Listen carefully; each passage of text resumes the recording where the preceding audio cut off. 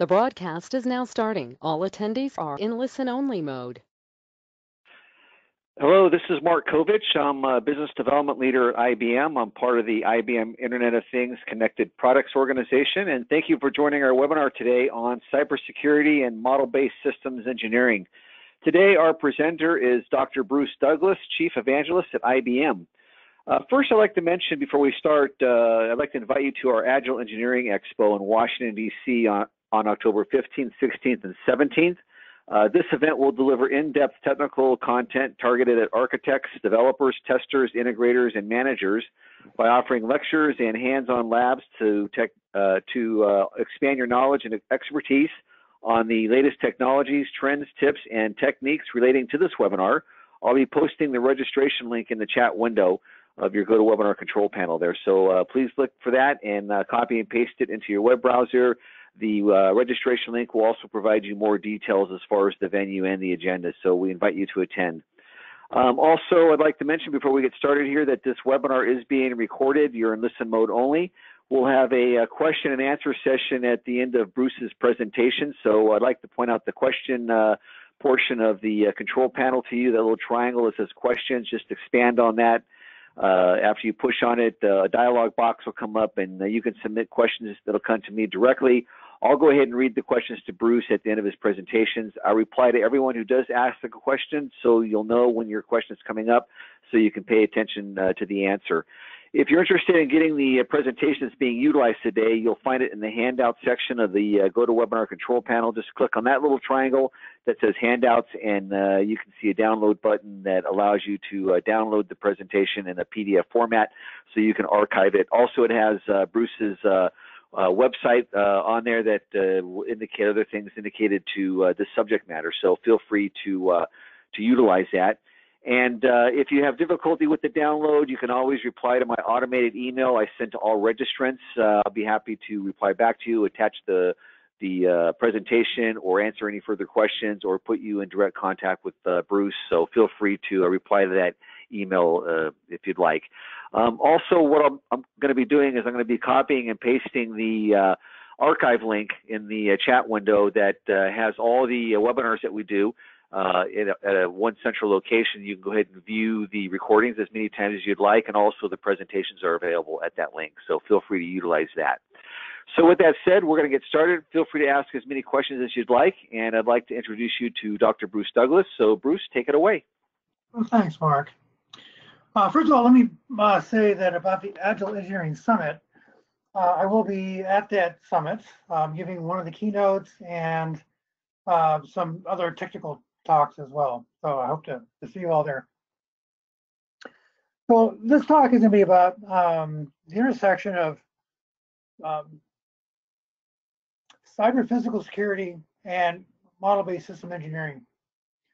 And many of you know I consult a lot around the globe, many customers, in a variety of kind of systems and embedded software environments, aircraft and nuclear power plants and automobiles and so on. And all of them are, to varying degrees, concerned with security. But the most common approach I see with respect to security is a statement and behavior to the effect of, oh yeah, security, yeah, we need some of that. And that's all the thought that goes into it. And I think that not only can we do better, but we need to do better. Well, since I do a lot of system engineering work, I wanted to talk about how cybersecurity and cyber physical security relates to MBSE, because it's not about writing the software. That's what software developers do. That's not what system engineers do.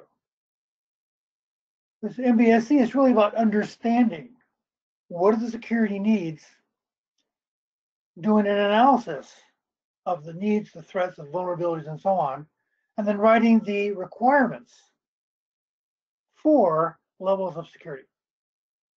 So let's talk a bit about that. First of all, I want to provide some kind of context. This is kind of the engineering side of a business organization. So it doesn't include marketing, it doesn't include HR, right? but includes the engineering product development bits. So at the top here, we have business planning, what features, products we have in our portfolio, what product lines we have, within a product line, what products we have, what are the variants, all that stuff. All that is part of like basically, business planning. Then we've got systems development, where we actually build the products, design, specify, manufacture, construct the products in those product lines. In parallel, we do work to basically manage the engineering capability of the company or of the organization. Something really, I have all kinds of thoughts on this, really not adequately dealt with by most companies. But really, engineering capability of the company is an asset to the company, which needs to be managed and fostered. Right? And finally, we've also got operations management, where you operate the system in the real world, get feedback, feed that back engineering to fix defects and to make changes and to come up with new variants and new releases and new feature sets and so on. So that's kind of the context into which I see system engineering fitting. Now, after system engineering, we've got the embedded software development. So I focus really on embedded systems, like I say, aircraft and automobiles and trains and so on, those kinds of systems. The concepts also apply to IT systems as well, but that's really kind of not my own focus. That's not where I spend my day working. So let's talk about the role of system engineering. First of all, you have to understand the usage, context, and constraints of the system or systems that you're describing or refitting or designing out of whole cloth. You have to determine what system properties there needs to be from a black box perspective, right? So you think of the system in its engineering context, of its operational context rather. So you're going to talk with these people, interact with those other systems, fly in this airspace with these sensors, and so what is the context and what are the properties of the system that are only visible from the outside? Then you open up the box and look inside. So what is the architectural structure, the large-scale pieces and allocations and technologies used to organize to facilitate the delivery of those features? And you allocate responsibilities to engineering disciplines such as software, mechanical, hydraulic, pneumatic, electronics, chemical, and so on, and how those systems interact, how those different engineering disciplines interact. And you typically do trade studies to assist in the allocation. Should we do this in hardware? Should we do this in software? What bus is appropriate? Let's do some studies, see what's the best technical choice. It's all part of system engineering. And you have to define the interfaces between the system and the elements in its context, which we typically call actors, and also among these large-scale elements called subsystems or components. So we have to define the system properties. These properties include, well, how does the system interact in its context? What are the services? What are the flows? What's the protocol of interaction? What are preconditions, postconditions? How do you interact with elements in the environment? What's the functionality provided by the system? How well does it perform? So these will be the worst case performance and average performance and capacity and throughput and bandwidth and all those kinds of what we call qualities of service. And relevant to this discussion, a set of that performance is the dependability constraints. So dependability includes the safety of the system. That is, a safety defined to be freedom from harm, okay? The reliability of the system, which is a stochastic measure of the availability of features and services. And then the security of the system, which is resilience in the face of intrusion or attack, okay? And that's kind of where we're going to focus, is that third pillar of dependability, which we call security. And now I focus on what I call cyber physical security. So cybersecurity is really about security of the software across interfaces what we call the attack surfaces. And that's a really important aspect today. But there's also physical security. We lock the doors, right? We have physical barriers as well as software barriers and methods. And so those are, all in the context of secure systems. For example, you think about an automobile, and there's assets like the radio, physical radio in the car. It's a physical kind of an asset. And one of the ways you can protect that is as a physical barrier, we lock the doors. You can also protect it with some software. We have it keyed to a front plate, which you take with you. So even if they steal the radio, they can't use the radio. So the security of the system has both physical and cyber aspects. So when I talk about a system, I might be talking about a very, very simple system. Here I'm talking about like a Fitbit, some cardiac pacemaker, a patient ventilator, a relatively simple system, simple device with, a combination of mechanical and electronic and software aspects. Also pneumatic and hydraulic and other kinds of engineering disciplines. You can also have a complex device.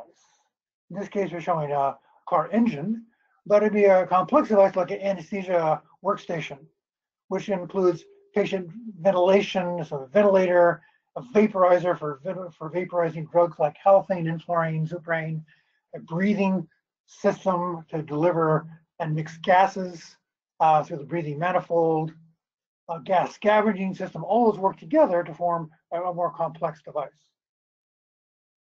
And then you've got this kind of system of system enterprise. Here we've shown an aircraft carrier. Worked on aircraft carriers before. They're interesting, but incredibly complex systems. You've got the space station. You've got enterprises. Really complex amalgamations of complex systems, which are internally composed of more simple systems. So the point is the system is some cohesive set of functionality in some context and some level of abstraction. And it can be small or it can be really, really large. And we have to focus on dependability of all these kinds of systems, whether it's a sensor for water flow in your home or a platform like an aircraft control system or a space station.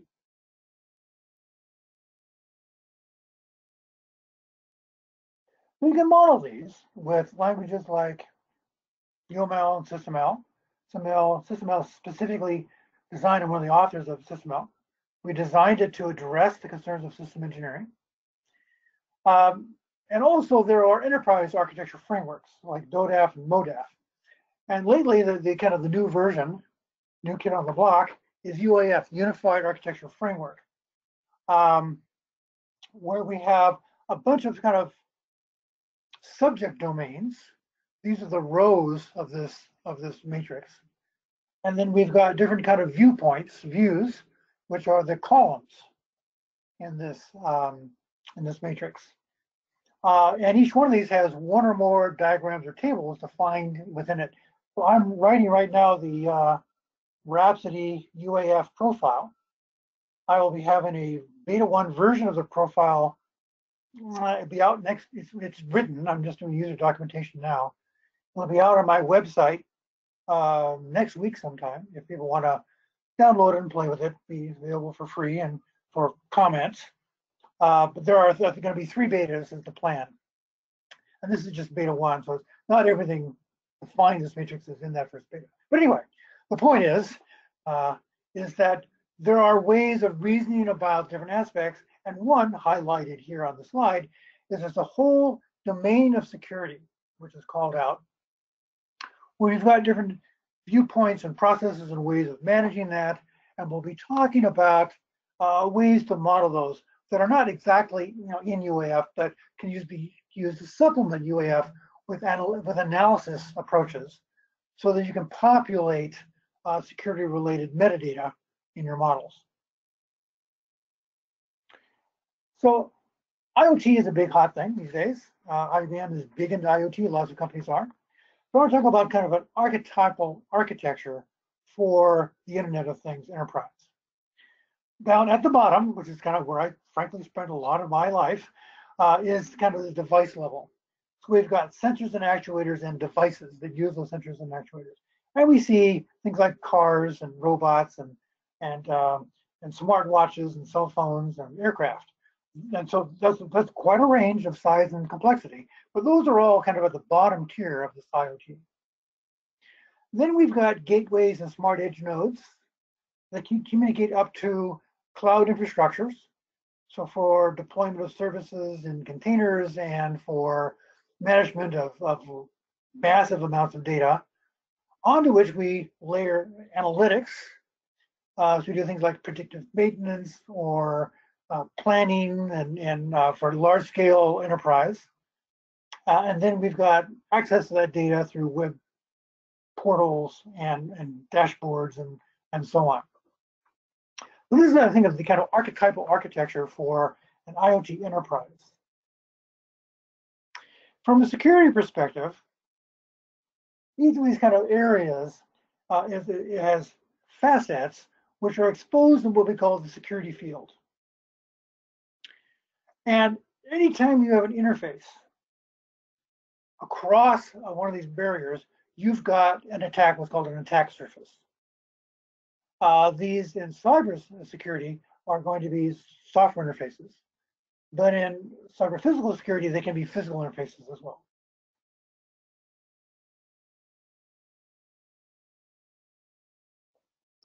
So how do we reason about security and development process? So the Harmony process, which we'll talk about in a little bit, has a bunch of stuff on dependability and how that fits in with the development of functionality and components and structure and architecture and requirements and so on. There's some interesting work done at Carnegie Mellon a few years ago, developing a security risk management methodology called OCTAVE. It's about operational critical risk assessment and vulnerability evaluation. And what's in the Harmony process and other processes is somewhat similar. And the first several of these steps are really firmly in the systems domain. And the last one is really a combination of systems and implementation, software development kind of domain. We have to define the target system to be implemented, define the assets. What are the things of value that you are trying to protect? And also then you have to characterize those assets in terms of confidentiality, integrity, availability. Also, I think in terms of value, because you want to protect the more valuable assets more than you want to protect the less valuable assets. So you're willing to invest more in security, which is why, among other reasons, we do analysis. Understand how the operational system accommodates those assets inside what we call the asset context, the system, its containers, its protection mechanisms, and so on. We want to look at what are the threats across those attack surfaces. How can they be compromised? What are the attack vectors for accessing those assets and compromising the system? Identify security risks linked to the outcomes. How bad is it if they steal your credit card number or take control of your car engine or steal your radio, right? And then finally, develop a risk mitigation plan. What are we going to do about it? And this is where we're going to then have a combination of the requirements and the implementation approaches. In software, will be largely application of security design patterns for addressing and mitigating those security operational risks. So in the Harmony process, we have a role that's in charge of that, called the security czar. There's also a safety czar versus safety analysis and implementation and tracking and so on.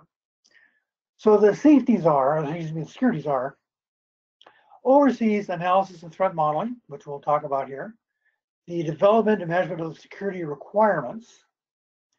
He'll assist with the software developers with the selection of design patterns for security design, review of the various work products such as source code and test vectors and test means, test plans, and so on, and then security testing itself. So this is kind of a stylized V cycle. We've got in system engineering and functional modeling, threat analysis, security requirements, security architecture. One of 5 key views architecture. There are 5 key views in the Harmony process for architecture, and one of those is dependability, which includes then security architecture. And then later in kind of downstream engineering, we've got development of security design, assessment of these, and application of security design patterns, which result in source code, which can be analyzed with source code analysis and the security analysis tools and methods. As we integrate, then we do, as we integrate those attack surfaces, then we want to do integrated security testing across those surfaces. Fuzz testing is where you test variety of things that violate your preconditional invariants for your interfaces.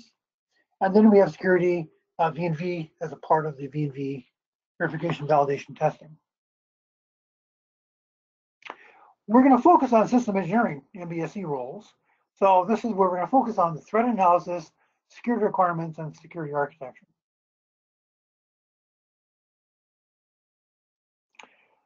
So I'm the developer of the Harmony Agile model-based system engineering process, as discussed in the Agile system engineering book.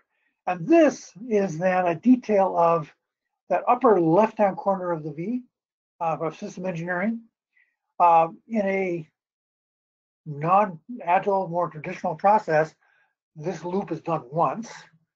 In a more agile process, you might do this many times with multiple handoffs to downstream development and engineering with feedback as they develop versions of the system with partial implementations, right? So it could be agile as well as using a more kind of traditional process. Inside these activities, we've got detail about what we mean by stakeholder requirements or system requirements and analysis. There's detail, and part of the detail is how do we do the security analysis. So we look at the detail of the requirements and functional analysis. We see we're identifying system use cases, which are descriptions of large-scale functionality. We then analyze those using a variety of different methods, and it results in kind of the center piece here, system requirements. So we come up with some set of requirements, we analyze them to identify missing or incorrect or problematic requirements, we fix them, right? We update a logical data schema to identify data and flow requirements, how much, when, under what kind of circumstances, how much, what kind of accuracy and fidelity do we have, and then all those sorts of kind of parameter and measurement kinds of issues. And one of them is to analyze dependability. What are the safety, reliability, and security properties of the system? Those results, that analysis results in additional requirements, which gets folded into our generate system requirements. That's why they're in parallel. As we do architecture, we're introducing technologies and architectural choices, and that can affect our dependability, right? The fact that we're going to use a commonly defined bus adds certain security issues which you can go track down for example, CWE, a common weakness enumeration. There's a minor website that describes those. So as we add in technologies and architectural selections, we introduce new safety, reliability, and security concerns. We have to then update our requirements to address those concerns and update our architectural model, methods, interfaces to address those concerns.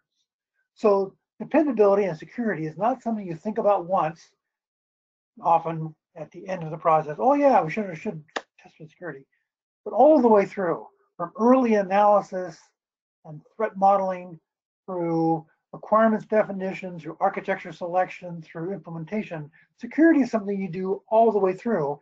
That's why we have a role called security czar to deal with those concerns. And of course, there's detail behind that. It's not just a picture. There's also a description of, so how do we update security analysis? Well, we identify our assets, We quantify the asset value, identify vulnerabilities and threat vectors, compute currently the assessment risk of that.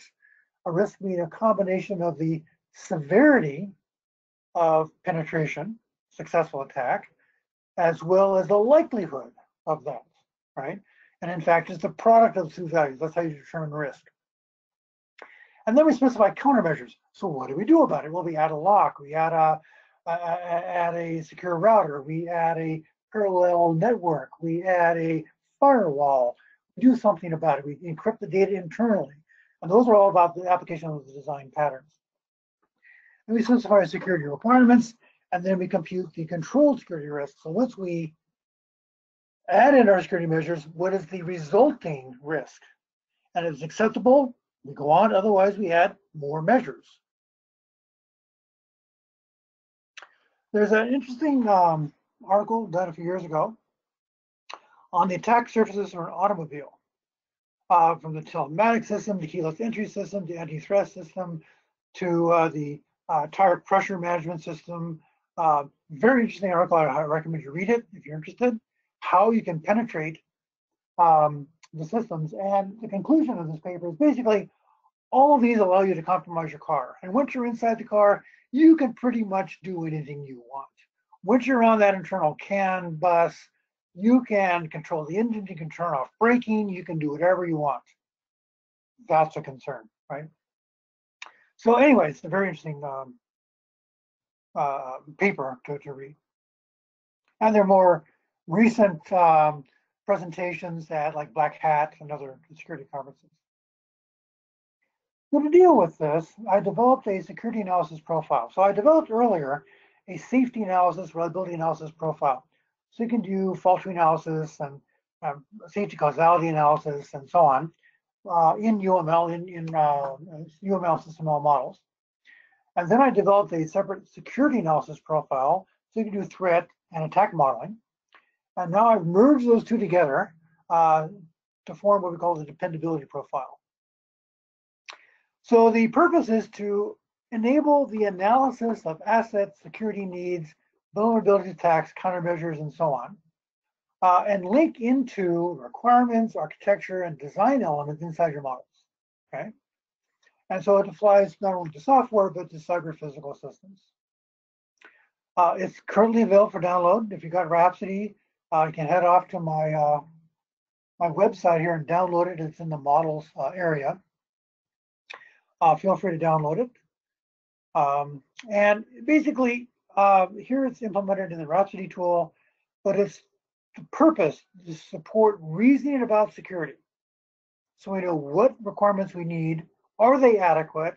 We can assess existing architectures. Are they secure enough? What are the vulnerabilities? How do attacks unfold? All of that is part of this profile. And there's a variety of different views that I've added. Security analysis diagram is a causality diagram similar to a fault tree analysis diagram to analyze how do assets and threats and vulnerabilities combine with countermeasures to provide or to prevent and to thwart the penetration of systems in a security context. Asset diagrams allow us to look at assets of the system, their properties, their roles, responsibilities, authentication, and so on. How do they relate to assets, and how do assets then relate to vulnerabilities, and so on. Attack flow diagram is how do we model how attacks unfold in combination with normal user actions to result in penetration of the assets, and also scenarios for analyzing those in specific cases. Those are typically threads through the attack flow diagram. And the summary of the information was called the threat table with all the metadata around threats and threat agents and attack mechanisms and so on. So I want to talk a little bit about how do I do this analysis? How do I build a security threat analysis or a model analysis of the threats? Well, this is how I think it's kind of a 7-step plan, similar to what we saw in Octave, actually. And this has been codified in the Harmony security dependability analysis process. Start off with the assets. System features or properties that you want to protect. And there are different kinds of assets. So we can think of physical assets. I've got a radio on to protect my car. It could be information assets, like we don't want to have your credit card number compromised. Currency assets, they can just take cash from your safe, right? Resource assets, physical assets, security assets. Security assets are security measures which can themselves be compromised. And most attacks are not just reach in and grab data, but to defeat existing security measures so they can reach in and attack that. So those are kinds of assets. Service assets are services you don't want to be interfered with. So a cardiac pacemaker provides basically a certain pacing rate, pulse rate of your heart. You don't want that changed by an attacker. A service asset in an automobile would be engine control, gearing selection, braking use. All of those are service assets in the car, which you don't want mucked about with remotely. In terms of the cars, there are videos out there, case studies where people have done that, cars traveling on the freeway where they've modified, shut off the engine, right? They can modify steering, right? These are things you want to protect. So that's identifying the kind of assets. Then we want to describe and assign metadata properties to these assets. So we typically have an ID, we have the kind of asset, we saw that before. Availability, under what circumstances is the asset available? It's not always 100% available. The value, which I think is really important because again, we're going to prioritize these on the value of the asset. You know, somebody stealing your radio, yeah, that's bad, but it's not as bad as somebody taking over the braking of your car or steering of your car. Restrictions on access, role, what kind of roles have access to the basically feature set and to the assets, and the integrity of the asset. Vulnerabilities, then, so there are assets and they have environments. So we have what's called asset context. So if I've got cash in my safe, the safe is the asset context, and the cash is the asset itself. And so we have to worry about the security, because we use context to protect the asset context as well. Those become part of our analysis. This is basically an asset diagram. We look at the assets, the authentication, the access roles to those assets, or different kinds of assets like information or service assets. And the vulnerability is what is the threat kind. So we have things like wireless interception. We've got access across a maintenance port. We've got unauthorized operator access to the system, unsupported user changes of proximity settings. This is a big robot suit called a Waldo. So those are the vulnerabilities. And then we have means by which we'll protect those, and those are going to be the countermeasures. So first of all, we identify what the vulnerabilities are and their properties. Then we want to specify the attack chains. So once you understand the vulnerabilities, we have for each vulnerability, how is it attacked? And there's a kind of standard 7-layer schema for characterizing attack chains. It's also known as cyber kill chain, which is not a term I like very much, but some people like the term cyber kill chain. Because this comes from a method called kill chain for analysis, which is used in Air Force for modeling how we identify a target, discover the target, attack the target, and assess damage and so on. This whole, it's called kill chain. This kind of, it's similar to that, but it's, I think, importantly different. That's why I call it an attack chain. But first of all, there's reconnaissance, acquiring information about the system and its vulnerabilities. Then there's weaponization, where we build an exploit with access to the assets that we want. into some sort of deliverable payload. Then there's the delivery of that payload to the target system. There's the exploitation of that system where we exploit the vulnerabilities. And then we install the malware on that target system. Then we take control of some limited portion of that system, access the assets, and then we have actions on that access. So this is where we steal the credit card number and then we use it to buy cool stuff at Amazon. Right? Based on that, we can then build up a causality tree where we have assets and vulnerabilities, kind of the main things. And then these are attacked through threats. They're the triangular things. These are ended together. And then they can be blocked or prohibited by countermeasures. And if they're not, or in some cases, even if they are, they have some sort of resulting condition, which results in a security violation. So we can reason about assets and vulnerabilities and attacks and countermeasures and how they combine to result in security violations. So we can reason about the causality chain with respect to our security. And then we add in countermeasures that prevent or block the system. So a wireless interception, well, we encrypt our messages, right? That's our countermeasure. And this results in a requirement.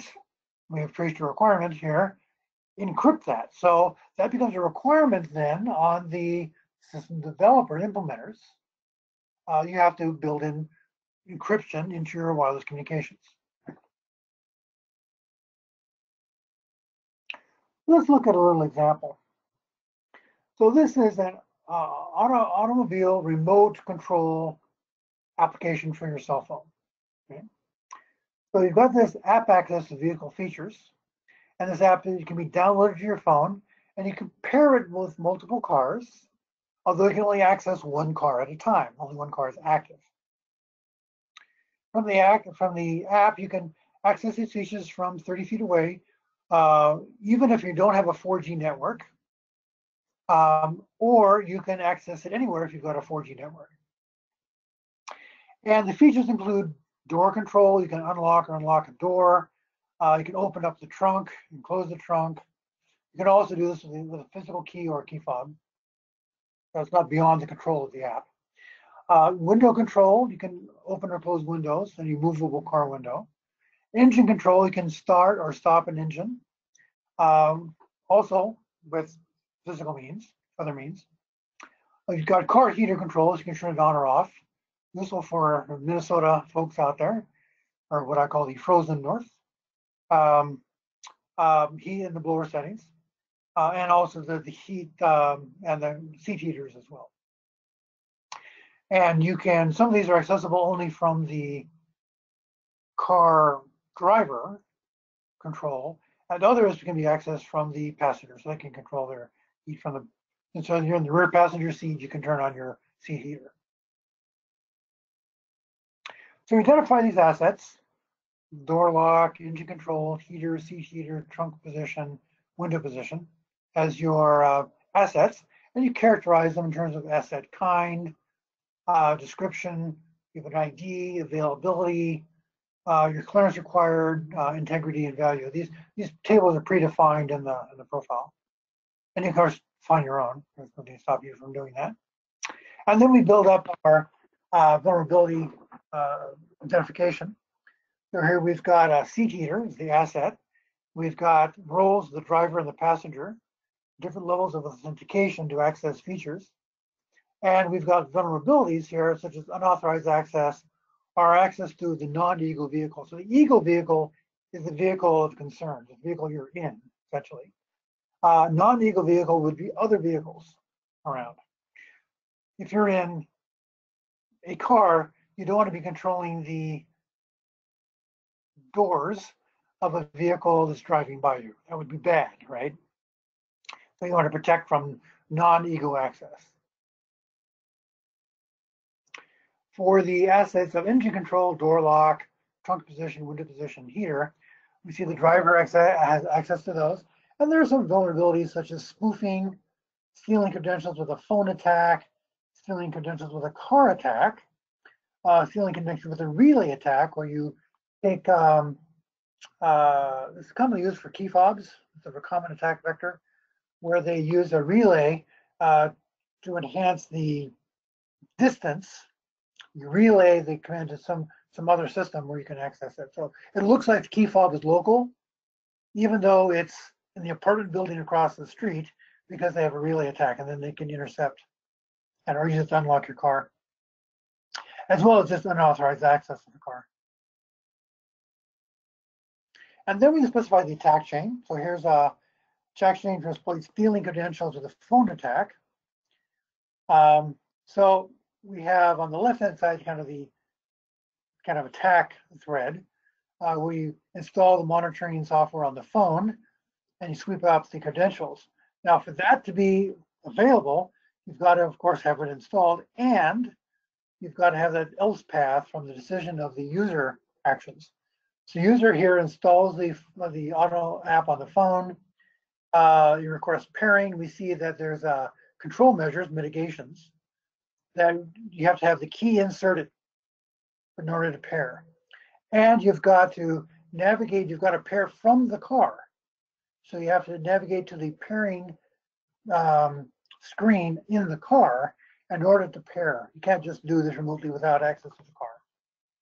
And you confirm user action, exchange credentials, and then you encrypt them. Because they're encrypted, they can't be swept up, right? So that's where you have the else clause. If you don't encrypt them, you can be swept up, and you report the information and so on. So this is understanding how the attack unfolds and understanding how our countermeasures or mitigation schema interferes with that attack unfolding. We have a similar attack flow diagram for the attack chain for exploiting stealing credentials. Here we have user initiates access to the vehicle, and we exchange the credentials in an encrypted way. So even if they're monitoring the Bluetooth channel, the attack fails because they have encrypted credentials, encrypted over Bluetooth. All right. And then we have our causality diagram, where we've got our car access asset sharing stealing credentials really attack us of vulnerability. We see that there's a countermeasure. We require two-factor authentication, and we scan the automobile for authentication signals, and that's how we block the threat of scanning, because we require two-factor authentication. Then there's another threat, user stolen credentials, which we have a countermeasure, require pairing with the vehicle. So if you're not paired, you can't get access to the credentials. And so we see we have this, or either one of those would result in the stolen credentials. That's the risk you're trying to thwart with your countermeasures. For the seat heater countermeasures, again, we care a little bit less. Only so much damage you can do with seat heater. But you want to prevent unauthorized access, that's a vulnerability, and access to non-legal vehicle. So we've got countermeasures about two-factor authentication, or pairing with the vehicle, require vehicle acceptance of the authorization request. And those result in, again, requirements, which are then handed off to the design team. And then we see also for the other assets, we've got spoofing, credentials, and so on, these other kind of vulnerabilities we expressed before.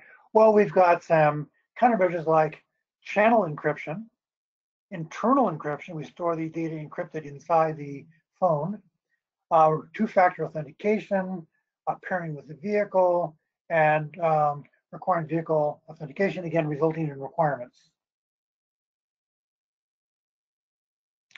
So that's the system engineering side of that. So what happens after that in the V cycle? Well, then we have our security design assessments. We've got design pattern selection and application. We produce source code, which is then subject to source code analysis. We do our security testing during integration, and finally doing V&V testing.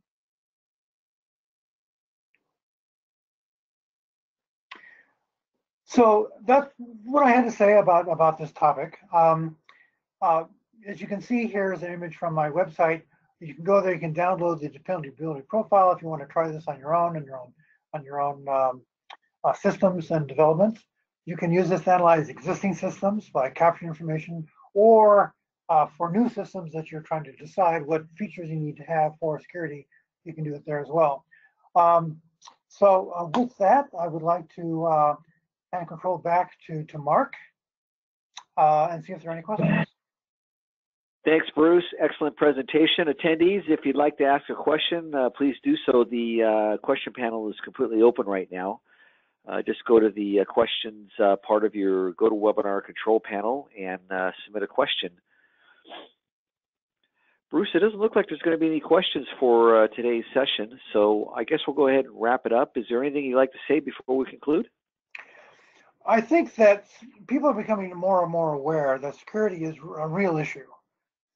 The downside is people aren't really effectively addressing it. So security, yeah, I need me some of that, is not an adequate means. Looking at the source code, subjecting it to source code analysis is not by itself an adequate means.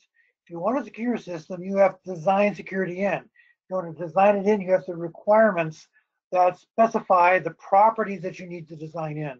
And that's where security analysis really becomes important. So I urge all of you who are building systems that have any kind of IoT accessibility to build in security from the outside, from the outset of the project. And that's the way you build secure systems. So with that, thank you very much. I hope this was of use. Okay, Bruce, there are a couple questions I'd like to ask. First question is, are you aware of the OMG Safety and Reliability Working Group? Yes, I am. I have worked with them some. I started working with them early on. I've kind of been overtaken by events in terms of my work with them. But I know they are working on this now. They're specifically working on safety concerns and reliability concerns. That's really their primary focus. And you can go to the OMG website and look and see the kinds of things they're doing. If you go to the OMG meetings, the next one is in Ottawa in a couple of weeks. You can participate. Feel free to do that. I think the more brains that get amalgamated together to work on this topic, the better that standard will be. Bruce, do you have any examples of dependability analysis and its components, such as security, et cetera? There are some models around, not any really complete examples. If you look in the Agile System Engineering book, we designed in that, through the course of the book, a couple of different systems. One is the robot suit that you see on the outside, the Waldo, and the other one is a treadmill for athletes. And those systems, there are analyses and kind of discussion about how the analysis takes place for those systems in that book. So those models are available as well. Okay. Next question: is the handoff profile more than what you get in the new model-based systems engineering profile? It is a separate profile. It's specifically the Harmony SE profile around organization of the handoff model and its structure and kind of a class library for tables and so on that are found useful. So I don't think that it ships with Rhapsody tool, but it's probably the same. If it does ship with Rhapsody tool, it's probably the same. But it's not the same as what's in the Harmony SE profile. How does agility and documentation evidence work together? Okay, I think that the Agile bit has to do, Agile is not about we're doing different things. Agile is about how do we do these things that we need to do, okay? And so one of the ways we do the Agile documentation development is incrementally. So if I've got 35 use cases in my system, and this increment does 3, I will build up my documentation, both internal and external, user documentation, incrementally as I develop those systems. As I add more features, I add more documentation.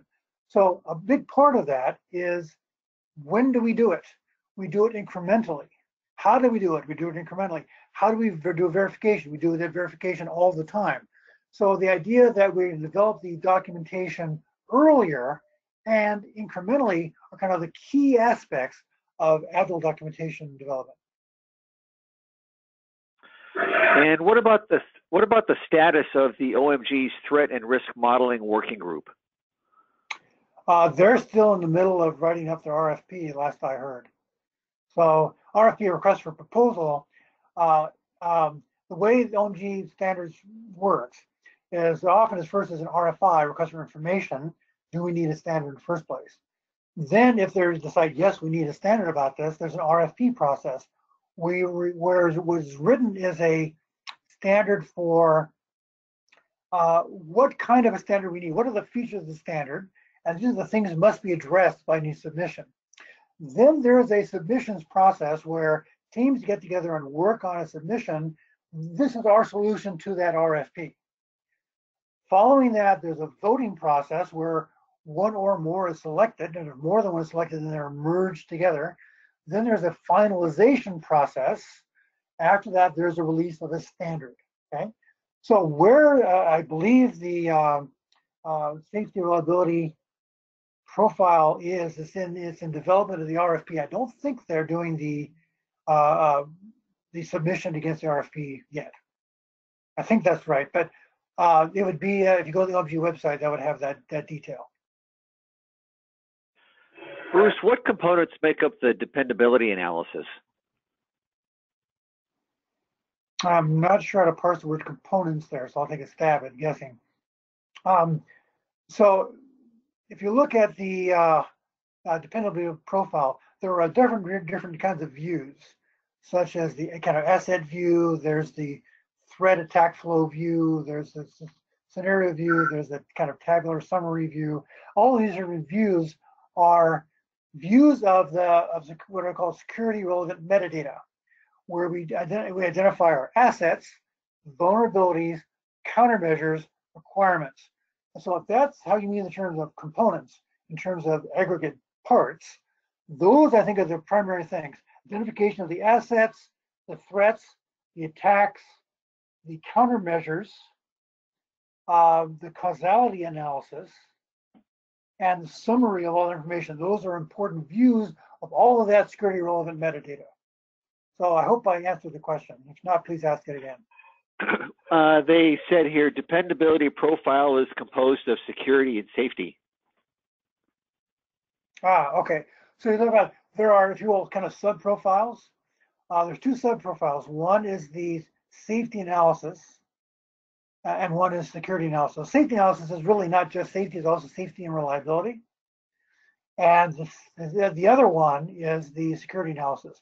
So in terms of profile structure, there are basically 2 internal nested profiles, one for safety analysis and reliability analysis, and the other one for security. So that's what I mean is how the profile itself organized. There's those 2 primary parts to it. Okay, that sounds good. Let's see here. No other questions in the queue. I'll wait a few seconds here in case there are some more questions that roll in. I think that's going to be it, Bruce. We'll go ahead and wrap up. Okay, well, I hope this, like I said, was interesting, and that it'll foster more secure systems in the future. So thank you very much. Thanks, Bruce. So attendees, if you have anything further, just reply to my automated email, and I'll be happy to put you in direct contact with Bruce or any other IBM personnel who can help you directly. So we appreciate your attendance and look forward to having you come back to future Enlightenment Series webinars. And with that said, we've concluded. So take care all and have a good rest of the week, and bye-bye.